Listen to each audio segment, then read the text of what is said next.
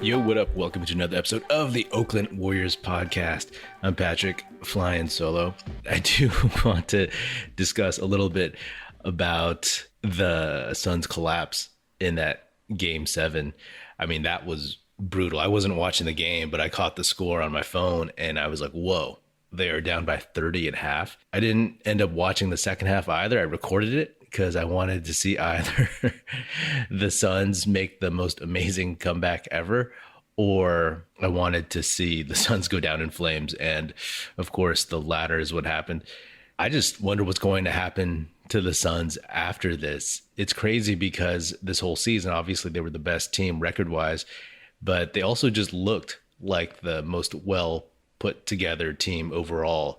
They had the veteran leadership of Chris Paul. They had the star power and scoring of Devin Booker. They had the solid DeAndre Ayton in the middle, and they had a bunch of role players who just did their thing properly. That's me on the outside looking in. I don't follow the Suns that closely. Obviously, Suns fans think and are aware of other issues that they had. But man, this is one of those things. Like, how do you come back from this, right? Are the Suns done? Is their window closed? And it might sound a little silly to say this about a 64-win team, but first of all, like psychologically, this is really, really brutal to make it through a whole season and then just fall on your face like that. It reminds me a little bit of the 07 Mavericks, the team that the Warriors, the We Believe Warriors beat, but the difference with them was that Dirk, their best player, was young, and eventually they made it back and they beat the Heat, right? So there was redemption in his case, in that team's case. And then there was the 2016 Warriors, of course, who lost to the Cavs in the finals. And that was obviously a heartbreaker for us Warriors fans. But the Warriors were still good. They were still on the come up, right? They just won a title. And of course, the Warriors ended up getting Kevin Durant, which is, a whole another wrinkle in the dynasty story that I don't see the Suns getting. There's no one like that that's going to just join the Suns because they want to. Plus, Chris Paul is 37. He'll be 38 by next year's playoffs.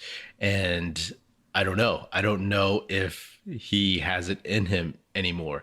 Obviously, like, he played a bunch this season. My friend Vubang, who's on the show a lot, he was pointing out at a certain point that Chris Paul had played every game. And it wasn't until Chris Paul got injured with that hand injury that he finally got some rest. But it was clear in this series that he was kind of running out of gas.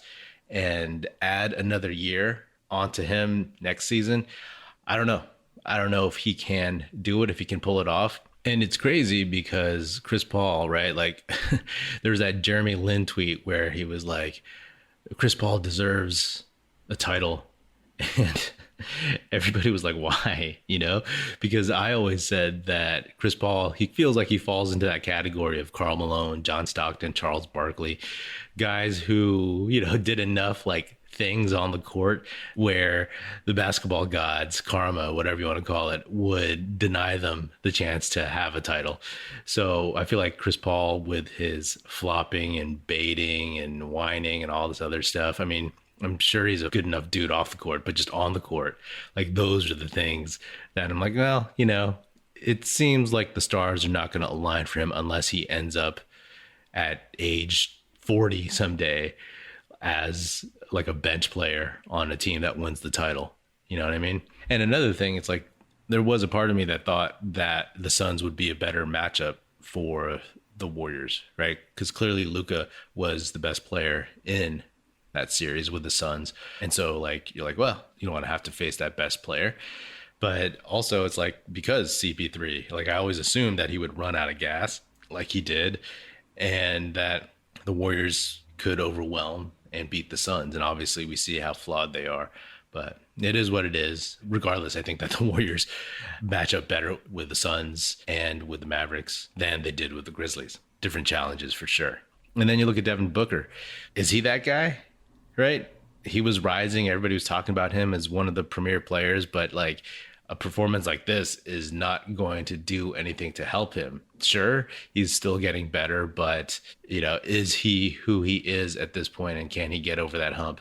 And then there's DeAndre Ayton, who only played 17 minutes in game 7, and there's a lot of talk, a lot of chatter about him not really fitting in with the Suns now.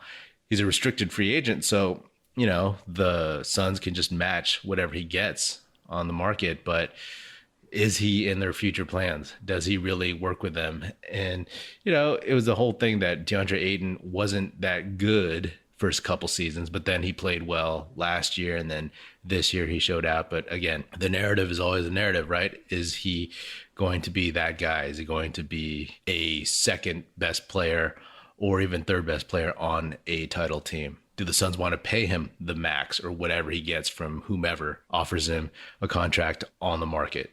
It's interesting, right? It's interesting. And then also Jay Crowder, he ain't that young either, but he's a little bit less important because he's just a role player. On the flip side, the Suns, they have Booker signed to a long-term contract. They have Mikal Bridges signed to a decent contract. And if they keep Ayton, maybe they work it out. But who's the head of that snake? Who's going to be their point guard moving forward? I have no idea. It ain't Cameron Payne. He's not starter material. They need a leader because honestly, it doesn't look like Booker is it or Ayton. So, you take Chris Paul out of the equation, his effectiveness, and what do you have? And another thing about the Suns, man, they passed, like a lot of other teams, they passed on Tyrese Haliburton in the 2020 draft. And it was like, oh, they are a title contending team. So, you could overlook it to some extent. But right now, more so than at any other time since that draft, it is looking like a big deal, right? Because at least if you have Haliburton, can you imagine? I mean, they would have been so much better this year. But not only that, they would have been so much better and set going into the future because, he may not be a pure point guard, but he can lead. And if he was playing coming off the bench behind Chris Paul and Devin Booker, then, maybe you do have your point guard of the future. You can train him, you can mentor him into being a better point guard, a truer point guard. But regardless, like even as a combo guard with Devin Booker, that would be a very, very formidable backcourt now and definitely moving into the future. So that's a mistake that will probably linger with them for a while. A lot of teams, like I said, a lot of teams passed on Haliburton, and I think they regret that to some extent. But when you look at how good the Suns team is and how well he would fit with their current personnel and how like their window is now, if it's not closed, then that must burn even further. He could have fallen into their laps at number 10, but not only that, they took a guy who isn't contributing for them at all. I don't even know if he's still on the team. So regardless, it's not like they took somebody else who is giving them something. It's just a big zero in terms of that draft pick. So it'll be interesting, right? Especially since next season, the West will just be better. I've said I think the Warriors will be better, but then you have all these young teams like the Grizzlies, like the Timberwolves, who are improving and will probably each take some kind of leap next year. And then you got teams like the Clippers and the Nuggets who are getting their all-star players back, right? You're getting Kawhi Leonard, you're getting Michael Porter Jr., you're getting, well, maybe he's not an all-star, but you're getting your max players back, right? Jamal Murray as well. So it'll be interesting, like if the Suns made it to the finals, if they won the title, then whole nother story. But you lose in this fashion, you have to let the dust settle and let the emotions roll back a little bit. But that's a tough one, man. That's a tough one. I don't know. This might be worse than the 2016 Warriors lost to the finals.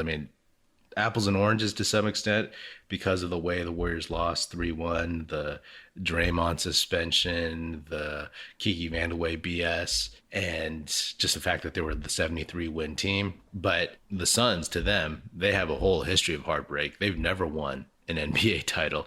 And throughout their sports history, they always like get their hearts broken. So this was their best chance. This was, I believe, the first time like a Phoenix team or an Arizona team, I guess, was considered the favorite in the postseason. But it's all relative, right? Each fan base feels the pain probably the same regardless.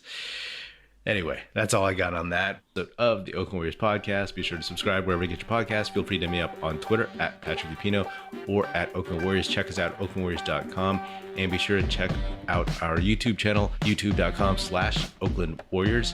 Also check us out at oaklandwarriors.com, and be sure to tell your fellow Warrior fan friends to tune in and listen to the Oakland Warriors podcast. It's produced by National Film Society and is a part of the Basketball Podcast Network. And if you're so inclined, please do leave us a 5-star rating on Apple Podcasts and or Spotify, and leave us a nice review on Apple Podcasts. That would be hugely helpful. Thanks for listening. That's it. Music in this episode provided by Paper Sun. Special thanks to Paul Amardo for production support. See you next time.